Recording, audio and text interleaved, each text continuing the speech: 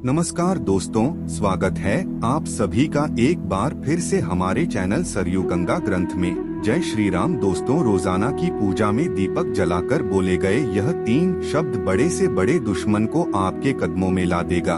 दीपक के बिना छोटी से लेकर बड़ी पूजा पाठ तक अधूरी मानी जाती है।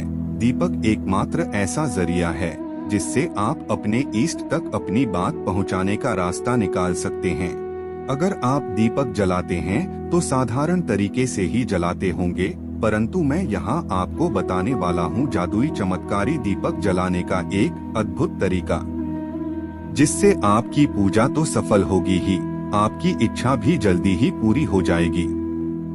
बस दीपक जलाते समय ये 3 शब्द आपको बोलने हैं।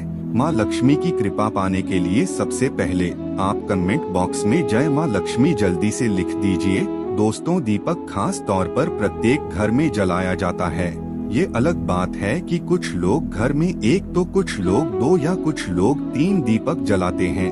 ये अपनी अपनी श्रद्धा है, परंतु आपको मैं बता दूं कि शास्त्रों के अनुसार आप कम से कम 3 दीपक प्रतिदिन अवश्य जलाएं। 3 दीपकों से फायदा तो होगा ही और आपकी पूजा भी स्वीकार होगी। घर में नकारात्मक शक्ति नहीं आएगी, घर में धन की कमी नहीं होगी। अब मैं 3 दीपक आपको जलाने कहा है, वो बताने जा रहा हूँ, वो ध्यान से सुन लीजिए। पहला दीपक आप पूजा के मंदिर में जलाएं। यह सुबह शाम दोनों समय चलेगा। और दूसरा जो दीपक है वो तुलसी माँ के चरणों में, यानी तुलसी का जहाँ अपने गमला रखा है वहाँ पर आपको जलाना है। इससे घर में धन संपदा बनी रहेगी। तीसरा दीपक घर के मुख्य द्वार यानी कि चौखट के बाहर की ओर आपको लगाना है। दीपक तेल का ही होना चाहिए। बाकी के जो दीपक होंगे, जो 2 दीपक अपने घर के मंदिर में और तुलसी जी के पास लगाया है, वो आपको घी का जलाना है। लेकिन मुख्य द्वार पर चौखट पर जो आप दीपक लगाएंगे वो तेल का ही होना चाहिए। दीपक जलाते समय पुरुष हो या फिर महिला सिर ढक कर ही दीपक जलाए। दीपक जलाते समय आसन जरूर लगाएं। ये आसन क्या होता है, ध्यान से सुन लीजिए। दीपक जलाने के पहले नीचे जो आप चीज रखेंगे उसे ही आसन कहा जाता है। ये चाहे चावल का हो या फूलों का हो, पर आसन जरूर लगाएं, तभी दीपक जलाए। आप 7 प्रकार के अनाजों में से कोई भी आसन लगा सकते हैं।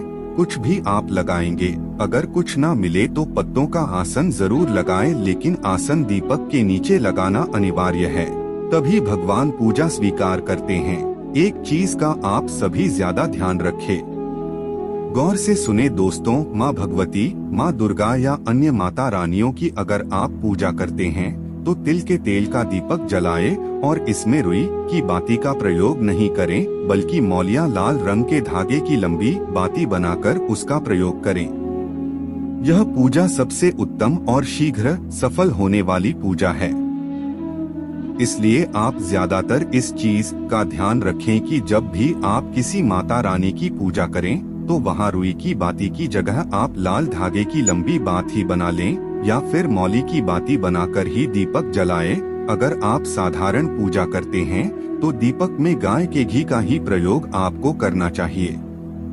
जब अधिक शत्रु आपको ज्यादा परेशान कर ज्यादा है और आपकी अपनी जान को भी खतरा हुआ हो, तो ऐसे में आप इन सब से मुक्ति चाहते हैं। आप चाहते हैं कि आपको शत्रु विरोधी परेशान ना करे, तब आपको चारों दिशाओं से रक्षा चाहिए। और सफलता हेतु सरसों या फिर चमेली का तेल आप मंगलवार के दिन हनुमान मंदिर में जलाएं। इस दीपक में रुई की गोल बाती का प्रयोग करें और 2 लौंग इस दीपक में डाल दीजिए। ध्यान से सुनिएगा, मंगलवार के दिन हनुमान जी के मंदिर में आपको दीपक जलाना है और रुई जो है उसकी गोल बाकी का ही आप प्रयोग करें और दीपक के अंदर 2 लौंग इस दीपक में डाल दीजिए। और दीपक जलाते समय यह शब्द आपको बोलना है, ध्यान से सुनिएगा या फिर आप कहीं नोट कर लीजिए। ध्यान से सुने। शुभं करोति कल्याणम, आरोग्य धन संपदा, शत्रु बुद्धि विनाशाय आदि पर ज्योति नमोस्तुति। इसका अर्थ है शुभ और कल्याण।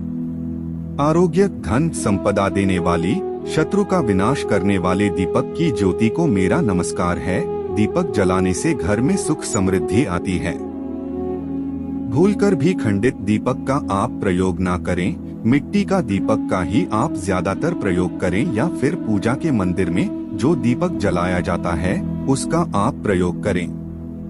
एक चीज का ध्यान रखें, दीपक जितना पुराना होता है वो उतना ही ज्यादा अभिमंत्रित हो जाता है, यानी कि पूजनीय हो जाता है। पुराने दीपक का खास महत्व होता है, उसका प्रयोग कर आप सभी कार्य सफल कर सकते हैं। इसलिए मिट्टी के दीपक का खास रूप से प्रयोग करें।